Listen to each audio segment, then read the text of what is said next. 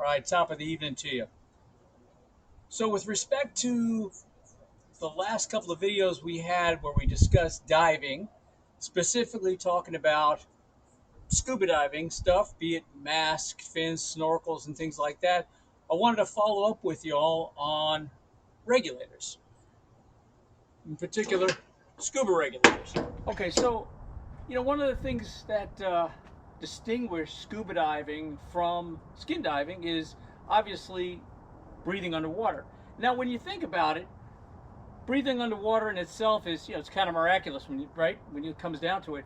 But the one distinction that really makes it possible, or the one thing that really makes it possible, is taking that compressed air from your back, because you got a bottle on your back with compressed air, and having a regulator hooked to that air and reducing that air pressure down to a breathable amount, so you stick your regulator in your mouth, you can breathe underwater. So now, I know some folks get a little bit overwhelmed when you go out on vacation or something, you see divers out in the water and they've got their wetsuit on and they've got their tank and this buoyancy compensator device. I mean, it looks kind of ominous, right?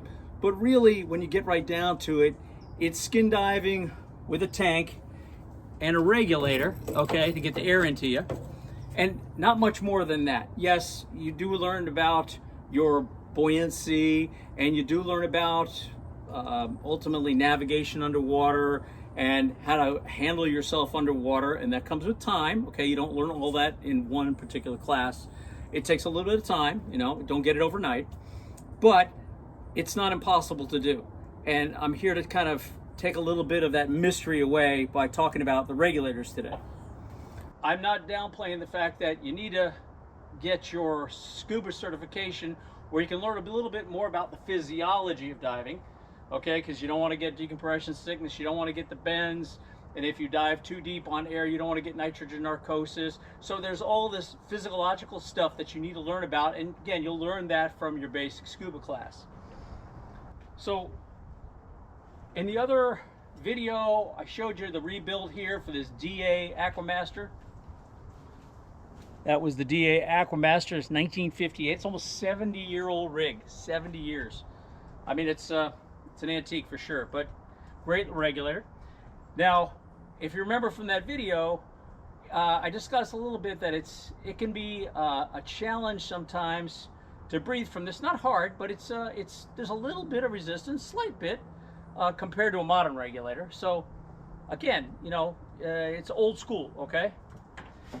As time progressed, we got into so we went from these double hose regulators to what I fondly refer to as the chrome body regulators, right? So these are brass with chrome plating on them, okay? Now this particular guy is a 1970 R108 Scuba Pro. So it's, again, one of the original Scuba Pros, right? Again, as we migrated from the double hose regulator to this, with a Mark II first stage. And by that, it's, when you compare this to the modern first stage, there's only like two low pressure ports on this thing and one high pressure port. So it's pretty minimalistic. It is a piston regulator, but it still works great. So we're talking here, this is 1970s era, right? So a couple of years old, and you can see here it's even got, this is a 1970 vintage pressure gauge here, right? Not a lot going on with this one. I've also got this is a USD1 Aqualung. Okay, again, a chrome plated brass regulator, really heavy duty. This particular model, I'll show you in a link here. It comes off of a USD1 breathing system, which is essentially a 3-cylinder 100 psi unit. I'll show you a picture of it. I'm restoring it right now, but this is the regulator off it. It is merely a con shelf regulator. So this is this is typical of the regulators from that era. I know in the Navy we dove these all the time. Super durable, just like with the Scuba Pro, okay? And if you notice on these, there's not a lot to it. So the hose comes in here, the LPO hose comes in on this side, and that's it. There's no other apparatuses, no switches, no knobs. It is straightforward, simple purge button on the front. Same thing here with the Scuba Pro. Just really, really straightforward, okay? Nothing fancy about these at all. Now, as time marches on, you know, materials get expensive, particularly metal, right? They're looking for efficiencies in manufacturing, trying to make things a little bit lighter, a little bit better. So what comes along now is, this is an Oceanic, all plastic body regulator. So this is a polymer plastic. It's basically a plastic regulator is what it is. So in lieu of the all metal housing, we go with a, from all metal, brass, chrome plated, to all plastic, okay? So this became popular for quite a while. Again, these things get used and abused. They do hold up a long time. This particular one is, I will say, from the 1980s, so it's got a few miles on it. It's like 40 plus years old. Pretty basic, yeah. Again, just sign of the times.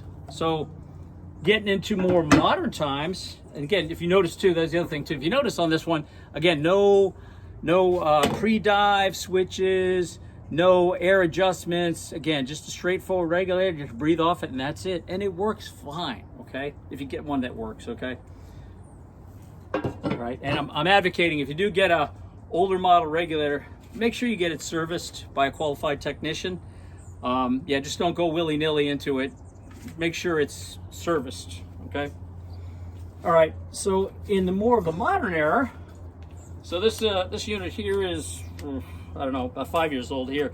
And again, this is pretty typical of the modern units, and I'll show you the latest and greatest Scuba Pro. We talked a little bit about that on one of the other videos. Super lightweight, plastic, and a little bit of metal on here, right, for reinforcement. It's a Oceanic, it's a Delta model.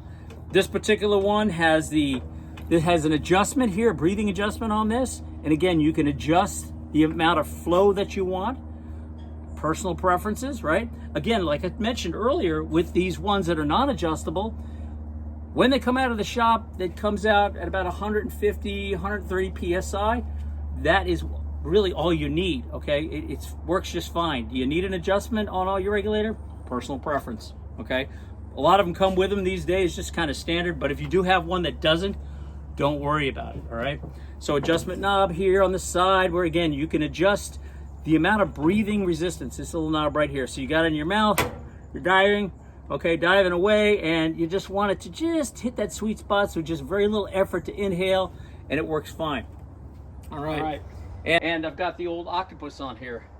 So if you notice here, the Octopus is a plastic one. It's all plastic. It's my backup, right? So didn't go too fancy on this because it's an emergency. All right, and then talk about the fancy dancy here. So we got the, I discussed this when I was comparing the double hose regulator to the very latest and greatest modern regulators. This one is less than a year old, but this is that Scuba Pro. Say, what was this now? This is the S620SI. It's made out of carbon fiber. It's got some metal in it. So this one has got all the bells and whistles on this thing. And again, just like with the Oceanic, it has the adjustment on here. And also what you got, and it shows up on the Oceanic too, is the pre-dive, okay? So there's a pre-dive lever here. And what that does is prevents the runaway, or if you've got you throw your regulator, you're sitting on the surface, you're getting jocked up, your air's on, regulator hits the water and it starts free flowing, okay? 90% of the time, what you can do is shake it, invert it, okay? While it's in the water, shake it a little bit, flip it back over again, slowly bring it up, and it'll stop free flowing, okay? But there is a switch on here now that you can do put in a pre-dive position that keeps it from free flowing, yeah? So literally, so it cuts it off so it doesn't free flow. Do you need it? Again, personal preference. I'll be honest with you, all these new ones have it. I never use it. A lot of times I got other stuff going on, so I don't particularly pay a lot of attention to it. So it's left in the dive mode. And then got the fancy Aqualung, second stage here. It's a lower profile than the other one, small. It just fits in my BC pocket as my emergency air, spare air, right?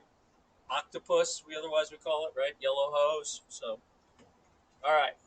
So that's it as far as regulators go. And again, in today's modern gear, personal preference. You don't have to spend, $1,000 on these things. And again, I got this from our friends at Ocean Enterprise. We also got some gear from our friends at Virginia Scuba. I was back there recently working with them, and a great bunch of folks.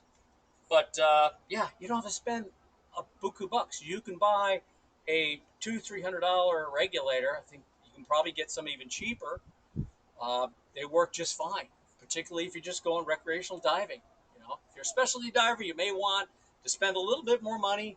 Your choice. But again, personal preferences.